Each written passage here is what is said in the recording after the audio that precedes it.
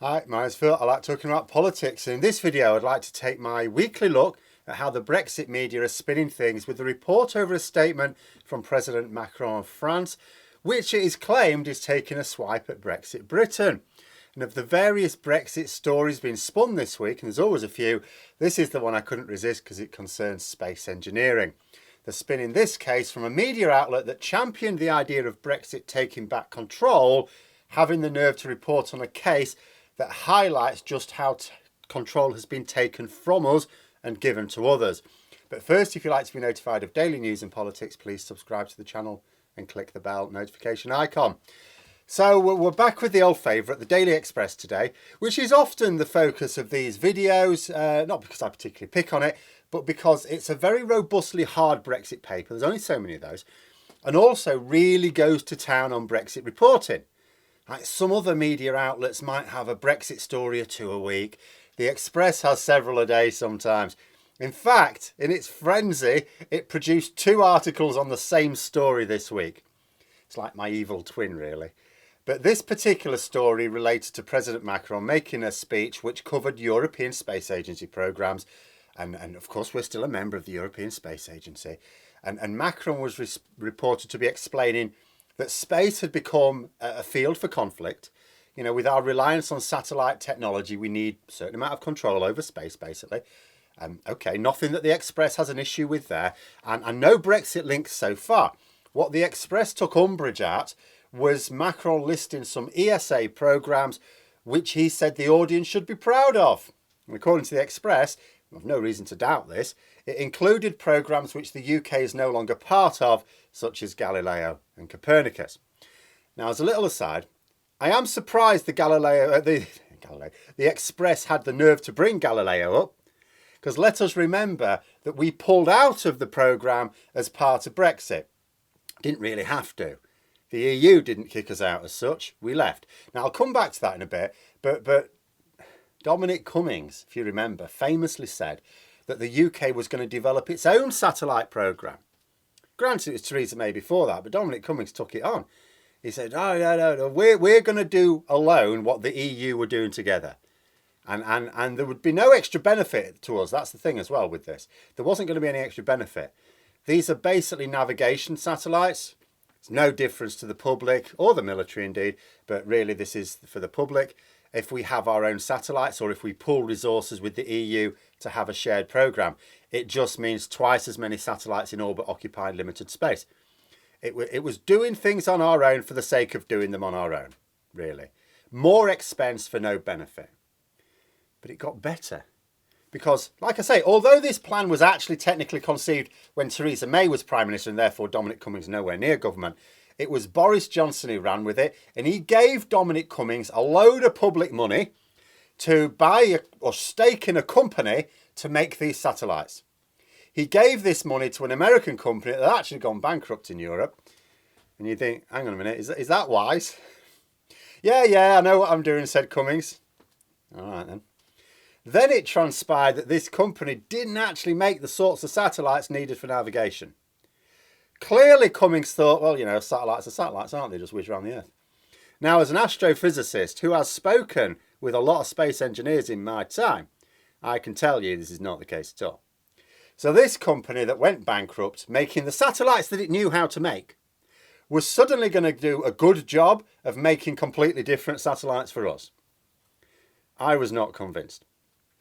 Then about a year and a half ago, the government scrapped the plan because it went about as well as I was expecting. So yes, all in all, if I were a Brexit pushing journalist, I really wouldn't want to even mention Galileo, because all it does is promotes remoaners like me to point out how that decision went. But anyway, back to the article. Basically, Macron listed some programmes that we are not a part of as being particularly worthy of pride. The ones mentioned in this article were Galileo and Copernicus. A British delegation was in attendance by all accounts, so the Express took this to be a swipe from Macron against Brexit Britain. Oh yeah, these programmes, we should be really proud of these programmes that Britain's not involved in. Except that's not, I don't know whether it was genuinely intended as a swipe or not. It's not really a swipe because we've only recently not been involved in them. So the fact that they are programmes to be proud of involved UK participation at the time. So this may just be the Express having a pop for no reason. But it also said in this article that Britain had been kicked out of Copernicus and Galileo. Now, there are a couple of, I'll have to take those one at a time because Copernicus and Galileo are slightly different. Some misleading aspects of these statements. So, in terms of Galileo, the first is to note that it's not actually quite true. Galileo has multiple uses, including for military purposes.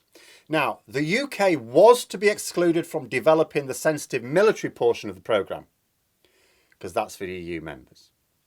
However, that was not the be-all and end-all of Galileo. There were civilian uses for it as well. And if we remained part of the programme, we'd have still been generating work for British aerospace engineers, and we'd still have been able to use the end result for non-military purposes. We were simply not going to be able to develop a particular component of the programme or be able to use the military signal. That was it. The UK government then chose to exit the whole programme. So we chose to leave Galileo, where plan B was apparently to give Dominic Cummings a load of money to set fire to. The second way to look at it is we have lost out from Brexit here. Like, even if you take the view that we should either be included in the whole programme or none of it, even though that means losing everything instead of just one thing, it still represents a loss of power for the UK. The Express was one of the main promoters of the idea that we would lose nothing with Brexit. Not that there'd be net benefits. We'd actually lose nothing and gain. We'd retain all the benefits we had as members with a load more thrown onto the pile. Cannot tell you how disappointing it is to me when a Brexit promoter can get away with openly reporting on the downsides of Brexit and having the nerve to be indignant about it, because it suggests that their readers are buying it. That's members of the public. You know, we will have more power if we leave the EU. OMG, we have less power after leaving the EU.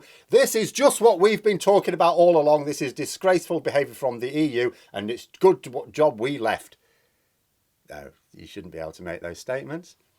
But anyway, then Copernicus. Now, because this is a different beast. Copernicus, another EU space programme, but related to observations. The UK has not chosen to withdraw from this one. We want to be in it. The EU were also happy for us to be in it, so we agreed that we should remain in it. No military uses for this, so it's absolutely fine. I mean, the EU are happy for us to remain in every programme. We didn't have to leave any of them. We chose that, But we have been blocked from this one. And that's because of our behaviour regarding the Northern Ireland Protocol. Again, taking back control here, because this is actually a big deal. It means that, never mind not being able to benefit from the end result, because we may be able to someday, it's been developed. Now, there's British space engineers right now not getting involved in these programmes. And let's say we resolve the issues with the protocol and start complying properly with it again, and we stop making threats to suspend Article 16. I'm going to be talking more about that, I think, in the next video. And most people don't believe it anyway. Then we could get access back to Copernicus and Horizon, actually, which they didn't mention. But the programme, is being funded right now. So money is being allocated for various programmes. And that's it until the next round of projects needs allocating. And they're not being allocated to British groups. And these programmes take years. So because we are currently frozen out, we're missing out on every programme that has funding allocated from now until the point at which we re-enter it. That means we're permanently excluded from developing those projects, even when we re-enter the programme. And the funding for these programmes is huge. And it's not like the UK government are splashing the cash for our own space programmes. This is going to put pressure on our best engineers to move abroad to find work. And if we let this go on much longer, we will lose our rather good space engineering sector. And this is a problem, because Macron is right. Space is a big deal. And any country that aims to be a big deal on the world stage in the future must have a stake in it. And people don't often think about space engineering as being vital. But without it, you can kiss goodbye to everything we get used to. Smartphones, roaming internet access, sat-nav, internet services in general, they become much more limited. All sorts of things we take for granted. Can't take for granted. Huge problem. But what we have here is an article. The sort of article that really should be taken up by the anti-Brexit media. and quietly shuffled under the carpet by the pro-Brexit media, really. This is a story of how the UK has become much less relevant in the absolutely crucial sector of space engineering. We haven't just lost control of international trade policy by leaving the EU, but the particular way we left the EU means we're also losing control of space technology.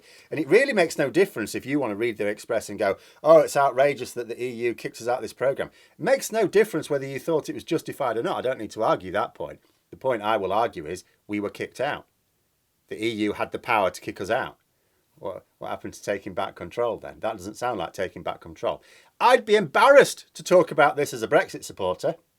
But this is how they have behaved since the exit. They seem to cheerfully report on examples of how the UK has lost out from Brexit because they think they are justified in doing so by blaming the spiteful EU. We lost control. Brexiteers and Remainers alike agree on this. We lost control. You can blame the EU all you like, but that is control that we would have retained in the EU and don't have outside it. And all our plans for regaining it in some other way have disappeared in an expensive cloud of smoke. But those are my thoughts. Let me know yours in the comments below. I hope you found the video interesting. If you did, don't forget to click the like button. And if you'd like to support the channel further, please also click the Patreon link for details. And until next time, I'll see you later.